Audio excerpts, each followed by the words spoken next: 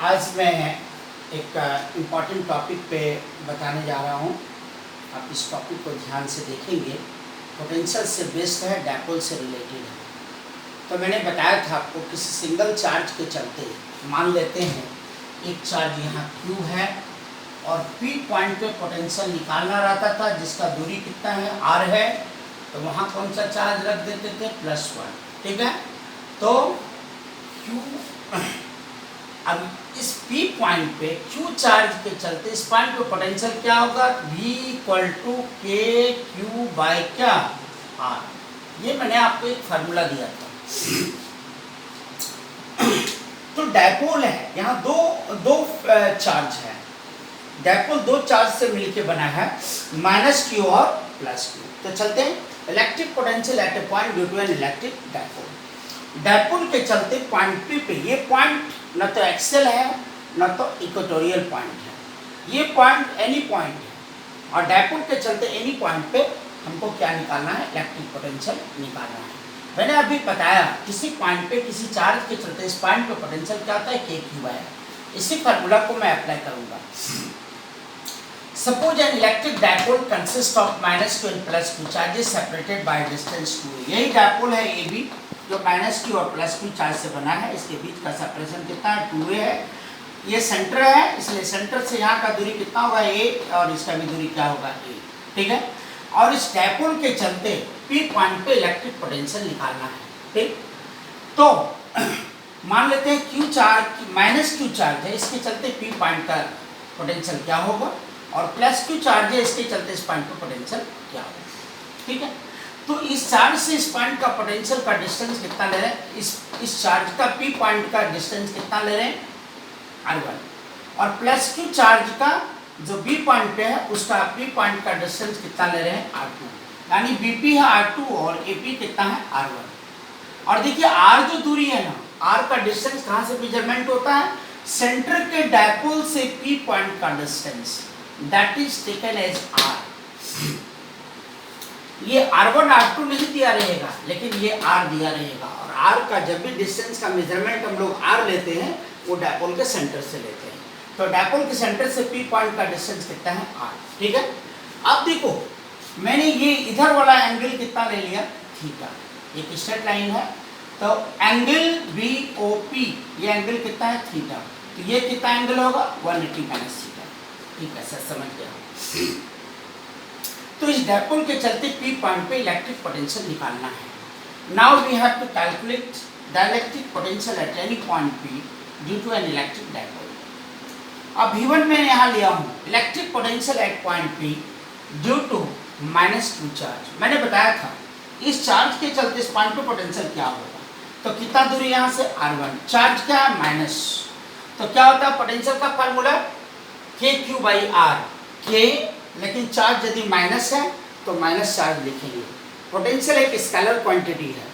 Vector quantity में charge का magnitude रखा जाता है, लेकिन पोटेंशियल एक स्केलर क्वांटिटी है, इसलिए उसका मैग्नीट्यूड नहीं लेते हैं।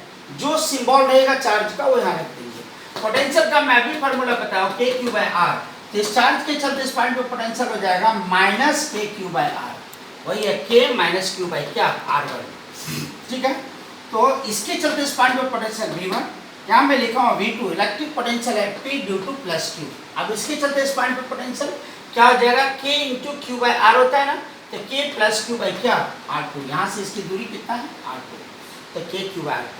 तो टोटल पोटेंशियल एट पॉइंट पे ड्यू टू द डायपोल, मैंने यहाँ सारा चीज लिख दिया। Therefore total electric potential at point P due to an electric dipole. Dipole के चलते P पॉइंट पे टोटल पोटेंशियल कितना हो जाएगा, तो दोनों को V1 और V2 को ऐड कर दीजिए। तो V1 है और V2 है, तो V2 का वैल्यू कितना है, KQ/R2, और V1 का वैल्यू कितना है, -KQ/R1। So this is the net potential of the point of the dipole at any point क्या, P। तो KQ मैंने क्या किया, कॉमन ले लिया। सो V = KQ 1/R2 - क्या, 1/R1। यहाँ देख लीजिए इक्वेशन, ये दिस इज रिलेशन नंबर 1। अब चलते हैं इन ट्रायंगल AOP। यहाँ देखो कौन सा ट्रायंगल है, AO और क्या बताओ, AOP। इस ट्रायंगल को देखते हैं। एक ज्योमेट्री है, आप पढ़े होंगे ज्योमेट्री। जो एंगल लेते हैं उस एंगल के सामने का साइड कौन है, R1, और अदर टू साइड्स कौन है, R और A। इस एंगल को देखो, इस एंगल के सामने का साइड A है और अदर टू साइड्स है A और क्या, R।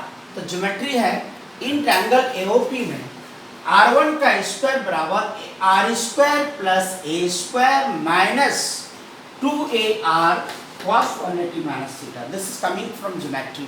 मैंने आपको 11 में ये फार्मूला यूज भी किया है।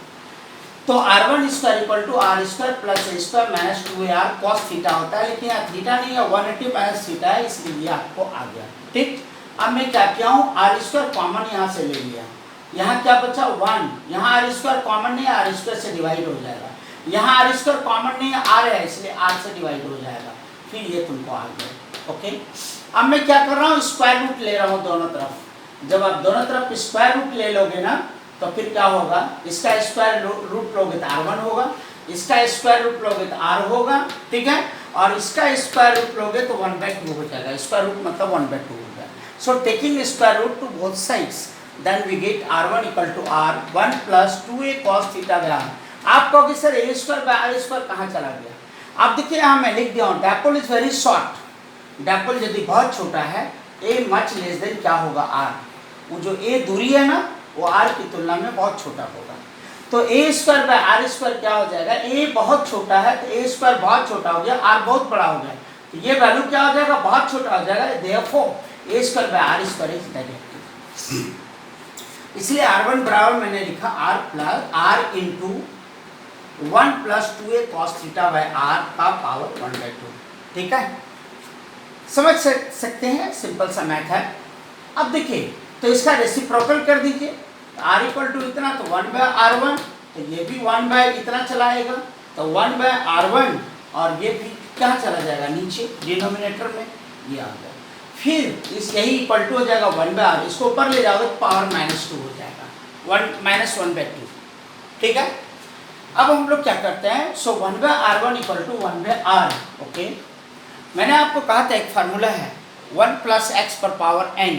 ठीक है, तो 1 प्लस एक्स पर पावर n, तो क्या होता है 1 प्लस nx, तो ये पावर यहाँ आके मल्टीप्लाई हो जाता है। मैं इसमें बहुत प्रॉब्लम आपको बताया भी हूँ। सो 1/R1 इक्वल टू 1/R 1, एक फार्मूला है, मैं यहाँ आपको इधर लिख देता हूँ, ध्यान से सुनना। 1 प्लस माइनस एक्स पर पावर क्या n बराबर होता है 1 प्लस माइनस क्या n x, लेकिन इसमें एक कंडीशन है, x मच लेस देन क्या 1, ये ध्यान रखना है। ठीक है, तो ये वैल्यू बहुत छोटा होता है, चूंकि ये a बहुत छोटा है, r बहुत बड़ा है, ये वैल्यू बहुत छोटा हो जाएगा। तो 1 प्लस एक्स पर पावर n इसमें आके मल्टीप्लाई हो जाता है फ्रॉम दिस फार्मूला। मैंने आपको फार्मूला दे दिया, ठीक है, तो ये यहाँ पे पावर मल्टीप्लाई हो गया -1/2। सो 1/R1 इक्वल टू 1/R, और ये क्या हो जाएगा 1 plus -1/2 2A cos theta by R। ठीक, देखिए 2 2 कैंसिल हो जाएगा, यहाँ क्या बचा प्लस माइनस माइनस, तो यहाँ जाएगा 1 minus A cos theta by R, because 2 2 is cancel, so that we get 1/R into 1 minus A cos theta. This is taken as क्या है, question number 2। Similarly in triangle BOP, अब चलो ये triangle क्या है, BOP ट्रायंगल में देखिए, theta के सामने का साइड कौन है, R2 है, और ये दो साइड्स क्या है, R है और A है। चलते हैं इसमें। सिमिलरली इन ट्रायंगल BOP में R2 स्क्वायर, थीटा के सामने का साइड का स्क्वायर बराबर अदर टू साइड्स के स्क्वायर का सम, सो R square plus A square minus 2AR क्या cos थीटा। जैसे यहाँ मैंने लिया था -2R cos 180 माइनस थीटा, क्योंकि वहाँ एंगल 180 माइनस थीटा था, यहाँ थीटा बन रहा है इसलिए लिया गया। फिर हम लोग क्या करते हैं, R स्क्वायर को कॉमन ले लेते हैं, तो जैसे वहाँ मिला था क्या हो जाएगा, यहाँ बचेगा 1। ठीक है, R स्क्वायर चूंकि कॉमन ले रहे हो, R स्क्वायर इसमें नहीं है कॉमन, R स्क्वायर से डिवाइड करेंगे, यहाँ एक R कॉमन है, तो R स्क्वायर कॉमन में लिया हो तो R स्क्वायर R से क्या होगा डिवाइड हो जाएगा, ये आपको आ गया।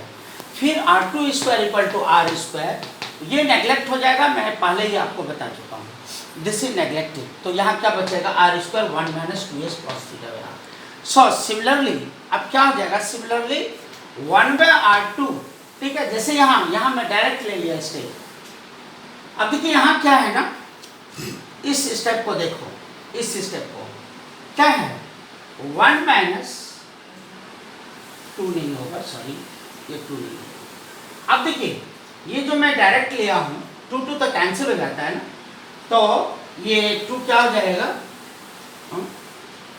एक मिनट होगा, सॉरी ये आ गया। अब हम लोग क्या कर रहे हैं, मैं डायरेक्ट थोड़ा सा स्टेप्स लिया इसलिए मिस्टेक हो गया।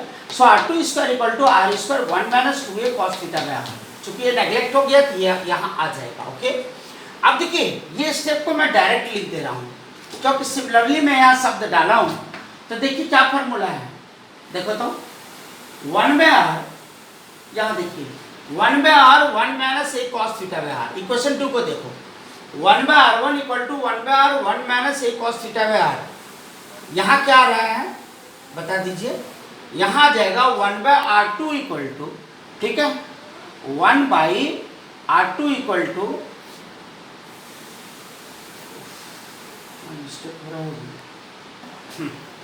अब देखिए इसका जैसे हम लोगों ने यहाँ स्क्वायर रूट लिया था ना, तो ये आया था, ठीक है। अब इसका भी स्क्वायर रूट लेंगे तो क्या आएगा, इस तरह से आ जाएगा r2 equal to r 1 minus क्या 1 plus 1 minus 2a cos theta by r। अब यहाँ देख लीजिए इसका स्क्वायर रूट लीजिएगा तो अगला स्टेप मैं नहीं दिखाया हूँ, मैं सीधे ये वाला स्टेप दिखा दिया। 1 बाय r1 इक्वल टू क्या हो जाएगा बोलो, 1 बाय r1 इक्वल टू क्या 1 by r1 equal to 1 by r 1 minus a cos theta by r। तो चूंकि यहाँ क्या है बोलो प्लस, यहाँ क्या आया माइनस, लेकिन इसमें क्या माइनस है, तो उसी तरह से यहाँ क्या आ जाएगा प्लस, सिमिलरली, इसलिए मैं वर्ड दिया similarly. So 1 by r2 equal to 1 by r 1 plus a cos theta by r। जैसे इसको सॉल्व हम लोग यहाँ तक किए हैं ना, उस तरह से इस सिस्टम को आप सॉल्व करते जाइएगा, इस सिस्टम को आगे बढ़िएगा ना, तो आपको यही मिलेगा, इस तरह से मिलेगा यहाँ जो दिखाया गया, ठीक है। अब देखिए क्या है, फ्रॉम 1 2 एंड क्या 3 v है, so v equal to k Q, ठीक है। अब क्या हो जाएगा 1 2 3 से देखो, 1 पे क्या है v equal to k Q 1 by r2 minus क्या 1 बाय r1। इक्वेशन 2 में क्या है 1 बाय r1 इक्वल टू इतना, और इक्वेशन 2 में क्या है देखिए तो 1 बाय r2 इक्वल टू इतना। इक्वेशन 3 में ये 2 है ये 3 है ना। अब मैं इक्वेशन 1 में 1 यहाँ देखो, इक्वेशन 1 में क्या है v equal to k Q 1 by r2 minus क्या 1 बाय r1। 1 बाय r2 और 1 बाय r1 का वैल्यू रख दीजिए, ठीक है। तो v equal to k Q 1 by r2 है ना इक्वेशन 1 में, 1 बाय r2 का वैल्यू इक्वेशन 3 में देखो कितना है, 1 बाय r2 का वैल्यू है 1 by r 1 plus a cos theta by r, minus है इक्वेशन 1 में क्या है माइनस 1 बाय r1, तो माइनस लिख दिए।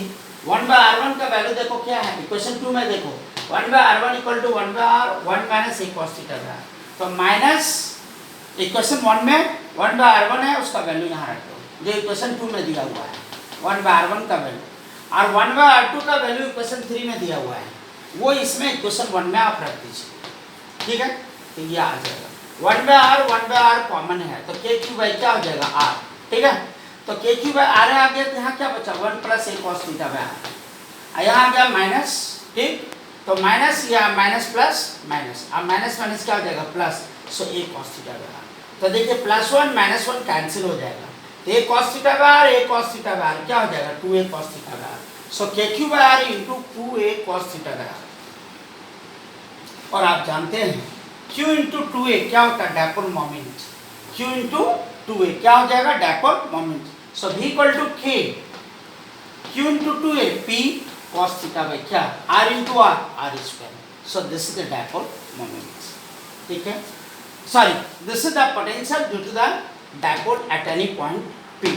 तो आ गया k का वैल्यू क्या होता है 1 by 4 pi epsilon naught p cos theta by क्या r का square. So v equal to ये फार्मूला आ गया सर, k का वैल्यू ये आया मैंने यहाँ रख दिया। This is the general formula for the electric dipole at any point क्या p।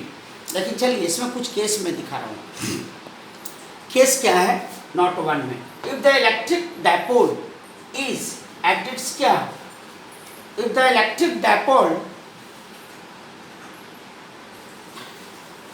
if the point P is on its, if the electric देखिए if the point P is on the equatorial line of the dipole, देखिए point P जो यहाँ दिया गया है वो कोई भी पॉइंट पी है, लेकिन ये पॉइंट डायपोल के इक्वेटोरियल लाइन पे हो, ठीक है।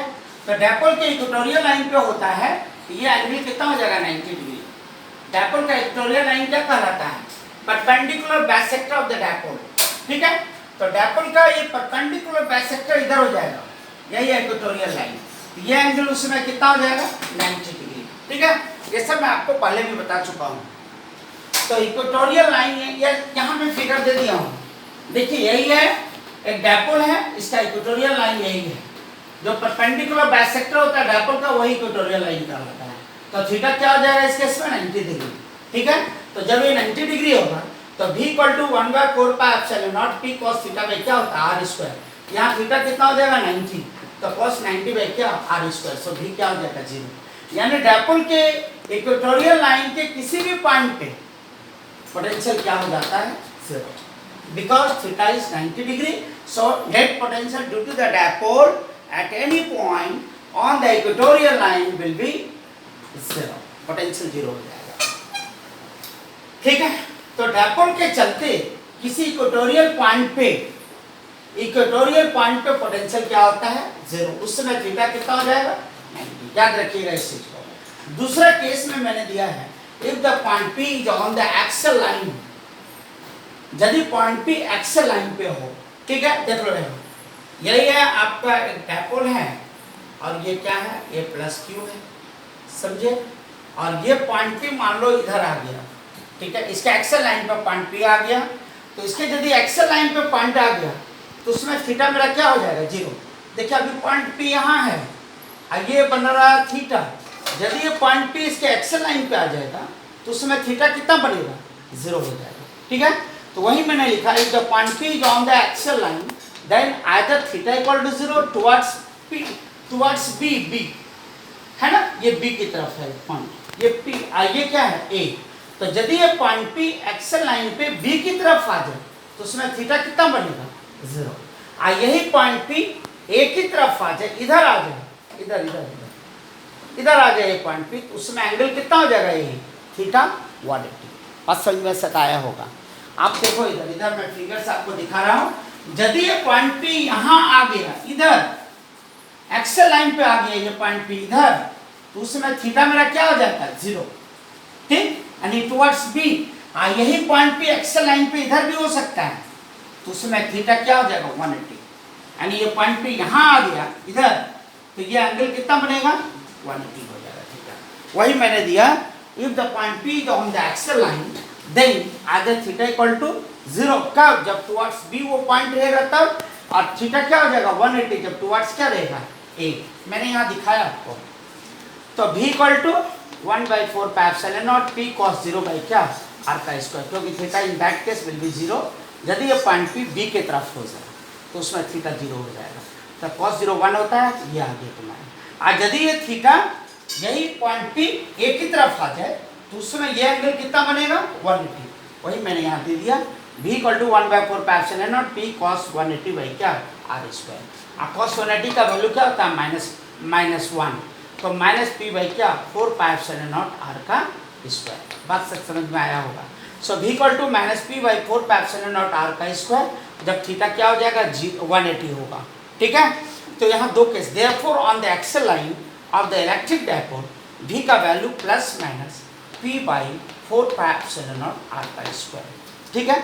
और तीसरा केस आ गया, V प्रोपोर्शनल टू 1 बाई क्या r² होता है डायपोल के केस में। यहाँ मैं लिख दिया इन केस ऑफ क्या डायपोल के केस में V proportional to 1 by r² होता है। तो यानी पोटेंशियल एक्सल लाइन पे प्लस भी हो सकता है और माइनस भी हो सकता है। जब पॉइंट P B की तरफ होगा, प्लस Q चार्ज की तरफ होगा एक्सल लाइन पे, तो उसमें थीटा 0, तो पोटेंशियल तुम्हारा पॉजिटिव आएगा। यदि पॉइंट P वही A की तरफ होगा तो उसमें थीटा कितना बनेगा, देखिए पॉइंट P इधर आ गया तो उसमें थीटा कितना बनेगा 180 बनेगा, cos 180 क्या हो जाएगा -1। सो -p by 4 pi epsilon naught r², तो उसका पोटेंशियल नेगेटिव होगा। यानी एक्सल लाइन पे डायपोल के चलते एक्सल लाइन पे +- p by 4 pi epsilon naught r²। So V proportional to क्या हो जाएगा 1 by r² in case of dipole. चलिए फिर आगे मिलते हैं।